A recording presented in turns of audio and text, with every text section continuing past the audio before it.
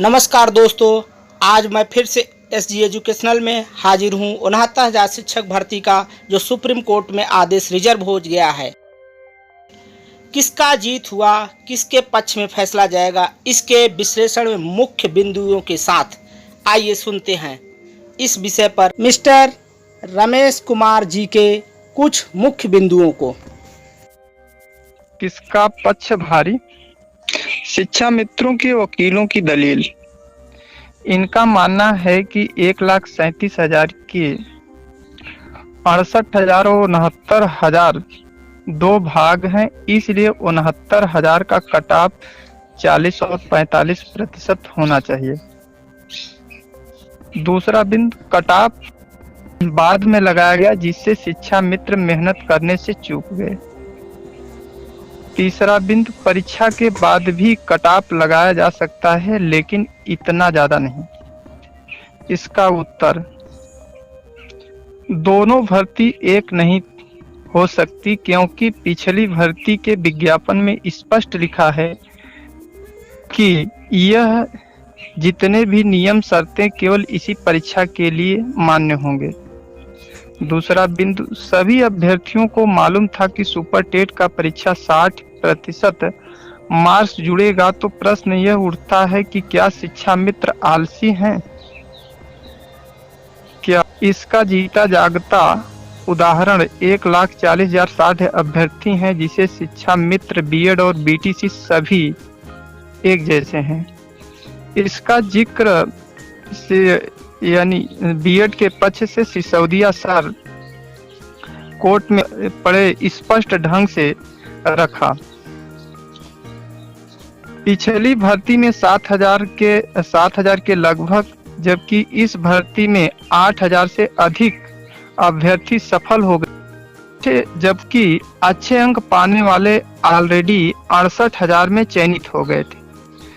तो विपक्ष ही ये बताए कि एटीआरई 2018 और एटीआरई 2019 में कौन सी परीक्षा टफ है।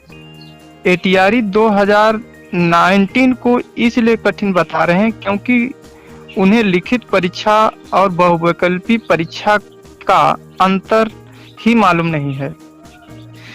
इन बिंदुओं का जिक्र करते हुए वरिष्ठतम वकील हरीश साल्वे जी शिक्षा मित्रों के विपक्ष में अपनी दलील दी कि रही बात कहीं बाद कम या ज्यादा की, कट ऑफ लगाने का पावर इससे संबंधित कमीशन और सरकार को हो, अभ्यर्थियों की नहीं। जज साहब ने पूछा, आपको कैसे पता चला कि 60-65 ही अच्छा है? क्योंकि दूसरा, क्या भारांक देने से 40,000 शिक्षा मित्र चयनित हो जाएंगे? तो जज साहब को माले इसका उत्तर, यह हम नहीं बता सकते हैं, कोई भी बता सकते हैं कि यहाँ तक विपक्ष भी बता सकता है कि जब कट ऑफ टेट में 45-60% करने पे 4 लाख अभ्यर्थी सफल हो जा रहे हैं, यदि परीक्षा का पैटर्न वही है तो 60 और 65% लगाने पर 69,000 अभ्यर्थी जरूर सफल हो जाएंगे। दूसरे का उत्तर, जी सर।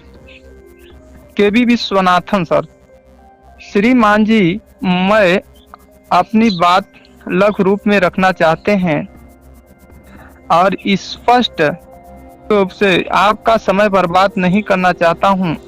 कट ऑफ लगाने की शक्ति सरकार और उसके द्वारा गठित आयोग के पास है। किसी भी अभ्यर्थियों को कट ऑफ घटाकर भारांक का लाभ नहीं दे सकते हैं, क्योंकि कुलभूषण के जजमेंट में स्पष्ट लिखा गया है कि पहले परीक्षा पास कीजिए, उसके बाद भारांक का लाभ लीजिए। अर्थात यदि कट ऑफ कम करके लाभ दिया गया तो कुलभूषण के निर्णय का अवमानना होगा, क्योंकि जिस तरह से जज ने 37,000 पद होल्ड के विषय में स्वयं कहा था कि यह माननीय भोलानाथ के निर्णय का अवमानना होगा। इस बात का साफ करते हुए भाटिया मैम ने साफ किया कि वर्तमान समय में कोई भी शिक्षा मित्र सहायक अध्यापक के रूप में कार्य नहीं कर रहे हैं, बल्कि सहायक अध्यापक के सहयोगी के रूप में कार्य कर रहे हैं।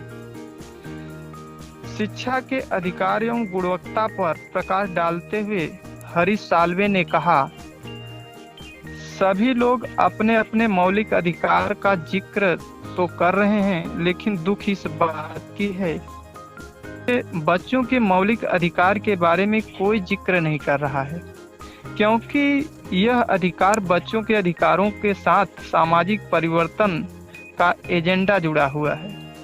प्रश्न, यह बात हरीश साल्वे ने क्यों कही? उत्तर, इस भर्ती का केंद्र बिंदु केवल शिक्षा की गुणवत्ता पर निर्भर है, क्योंकि यह भाटिया मैम स्वयं कह चुकी हैं कि हम शिक्षा की गुणवत्ता के साथ समझौता नहीं करेंगे। इन सभी बिंदुओं का निष्कर्ष निकालते हुए यह कह सकते हैं कि 60-65 कटऑफ आने की प्रबल संभावना है।